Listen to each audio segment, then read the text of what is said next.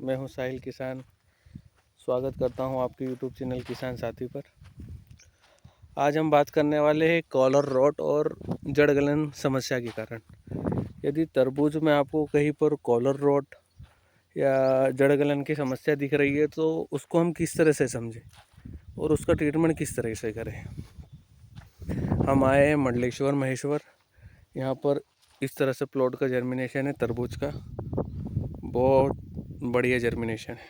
ये देखिए, जर्मिनेशन कहे तो सुपर हुआ है मगर इसके बीच बीच में बहुत सी समस्याओं का भी सामना करना पड़ता है किसानों को। यदि देखा जाए तो ग्रोथ बहुत सुपीरियर ग्रोथ है। जर्मिनेशन का भी करीबन इनका हुआ है 85 to 90%। ये करीबन इन्होंने 5 फीट रखा है और इस तरीके से 1.5 से 1.25 फीट आप रख सकते हो। गाला जिग भी रख सकते हो। और एक बात और बताऊं आपको कि पुराने बेड पर भी आपका प्रोडक्शन में बहुत इम्पैक्ट पड़ता है और जर्मिनेशन पर भी। तो आज हम बात करने वाले जड़ गलन के बारे में और कॉलर रॉट के बारे में। यहाँ पर अपन कुछ पौधे देखते हैं, इनका जर्मिनेशन तो बहुत बढ़िया हुआ है, मगर हम किस तरह समझे कि कॉलर रॉट की पहचान कैसे करें और जड़ गलन की उनका निपटारा किस तरह से करें। तो हम यहाँ पर कुछ प्लांट देखता हूँ मैं। जैसे यहाँ पर थोड़ा इस प्लांट से समझते हैं अपन कि आप इसको किस तरह से पहचाने कि ये जड़ गलन है या कॉलर रॉट है। अब ये जो पौधा दिख रहा है आपको, इसको धीरे से अपन निकालते हैं।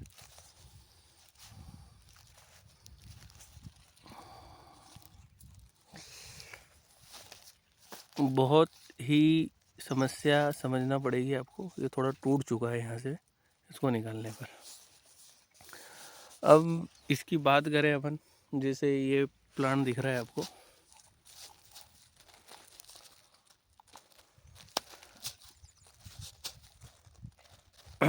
ये जो प्लॉट है, अब इससे मैं आपको किस तरह से समझाऊं, इस तरीके से समझा सकता हूँ कि ये जो पौधा है, ये जो प्लांट है, इस प्लांट का ये जो एरिया है, ये स्टेम वाला ये जो एरिया है, ये एरिया यदि डैमेज हो रहा है यानी सूख रहा है ना, काला पड़ रहा है, या इस तरीके से आपको दिख रहा है, यानी ये जो एरिया यानी जो रूट का जो इनका स्टेम रहता है, स्टेम इस तरीके से आपको दिख रहा है ना, तो ये समस्या है आपके कॉलर रॉट की।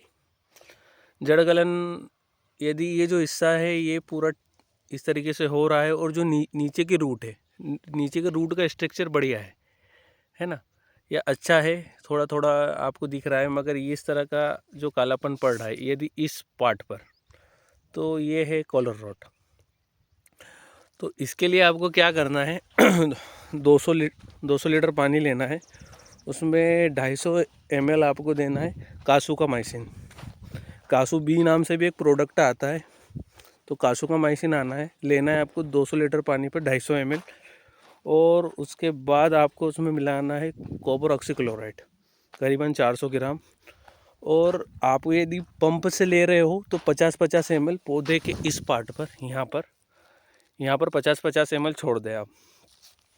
यदि आप ड्रिप से छोड़ रहे हो तो 200 लीटर पानी पर सफिशिएंट रहेगा 250 ml कासू का माइसिन और कॉपर ऑक्सीक्लोराइड। कासू का माइसिन एक एंटीबायोटिक है जो एंटीबायोटिक का काम करेगा, है ना।